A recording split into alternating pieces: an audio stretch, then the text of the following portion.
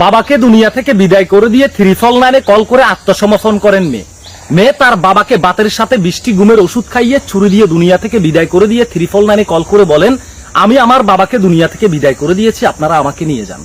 দর্শক শ্রোতা, এই চাঞ্চল্যকর ঘটনাটি ঘটে যায় সাভারে।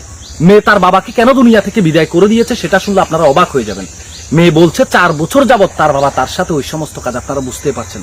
দর্শক শ্রোতা, স্ক্রিনে যে মেয়েটিকে দেখতে পাচ্ছেন, এই মেয়েটি গ্রামের বাড়ি হচ্ছে তাদের নাটোরে।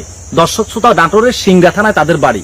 আর মেয়েটির মা অনেক বছর আগেই দুনিয়া থেকে বিদায় হয়ে যান। তারপর মেয়েটির বাবা মেয়েটিকে নিয়ে ঢাকার সাভারে এসে একটি 5তলা ভবনে বাসা ভাড়া থাকেন। আর সেখানে থাকা অবস্থায় গত 4 বছর যাবত মেয়েটির ইচ্ছার বিরুদ্ধে মেয়েটির বাবা জোরপূর্বক মেয়েটির সাথে ওই সমস্ত কাজ করে আসছে। মেয়েটির লজ্জা এবং ঘৃণায় চক্ষু লজ্জার ভয়ে বিষয়টি কাউকে বলতে পারেননি। যখন দেখছেন প্রতিনিয়তই তার বাবা তার সাথে ওই সমস্ত কাজ করছেন, তখন বিষয়টি তাই সে এলাকাবাসীকে বলে মীমাংসা করার চেষ্টা করেন, কিন্তু কোনোভাবেই মীমাংসা হয় না। তারপর মেয়েটি নাটোরের সিংড়া থানায় একটি ওই সমস্ত কাজের মামলা করেন। আর সেই মামলার সূত্র ধরে মেয়েটির বাবাকে পুলিশ প্রশাসন গ্রেপ্তার করে নিয়ে যায় এবং সত্যতা পাওয়ার পরবর্তীতে তার সাজা হয়। সাজা হওয়ার পর ওই ব্যক্তি জেল থেকে আবার জামিনে বের হয়ে আসে। আর বের হয়ে আসার পরবর্তীতে ঘটনার দিন রাতের বেলা মেয়েটির সাথে আবারও সে জোরপূর্বক ওই সমস্ত কাজ করে। কাজ করার পর মেয়েটি চিন্তা করেছে তার বাবা আর কখনোই ভালো হবে না, যতদিন বেঁচে থাকবে ততদিনই মেয়েটির উপরে ওই অমানবিক নির্যাতনটা চালাবে। তখন মেয়েটি প্ল্যান করে একটি ফার্মেসি থেকে 20টি ঘুমের ওষুধ কিনে নিয়ে আসেন। আর সেই 20টি ঘুমের ওষুধ সে বাতের সাথে মিশান এবং মিশিয়ে তার বাবাকে খাইয়ে দেন। খাওয়ার পরবর্তীতে রাতের বেলা গভীর ঘুমে যখন ঘুম পেয়ে যায় ওই ব্যক্তির, তখন একটি ধারালো ছুরি দিয়ে মেয়েটি তার নিজের বাবাকে গলায় পোঁচ দিয়ে দুনিয়া থেকে বিদায় করেন।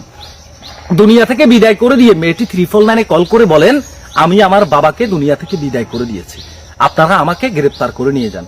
দর্শক শ্রোতা, তারপর পুলিশ প্রশাসন ঘটনাস্থলে যায়, মেয়েটির বাবার নিথর দেহ সেখান থেকে নিয়ে যায়। তারপর মেয়েটিকে থানায় নিয়ে জিজ্ঞাসাবাদ করলে মেয়েটি বলেন, এই ঘটনা ঘটানোর একমাত্র কারণ হচ্ছে আমার মা মারা যাওয়ার পর থেকে গত 4 বছর যাবত আমার বাবা আমার উপরে অমানবিক নির্যাতন করে আসছে।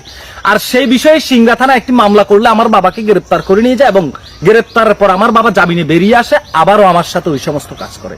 আর সেই জন্য আমি আমার বাবাকে দুনিয়া থেকে বিদায় করে দিয়েছি।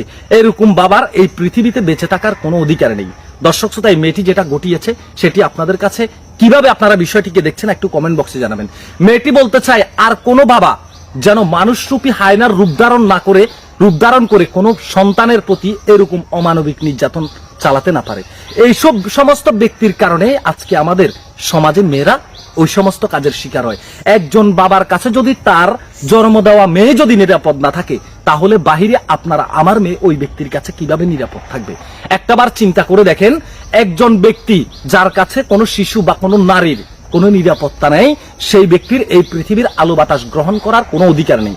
ওই মেয়ে বলে, আমাকে যদি আইনে সারা জীবন জেল খাটতে হয়, আমাকে যদি আইনের সর্বোচ্চ সাজা দেওয়া হয়, তারপরেও আমি খুশি যে আমি একজন বাবা নামের মানুষরূপী হায়নাকে দুনিয়া থেকে বিদায় করেছি এবং নিজের হাতে বিচার করেছি।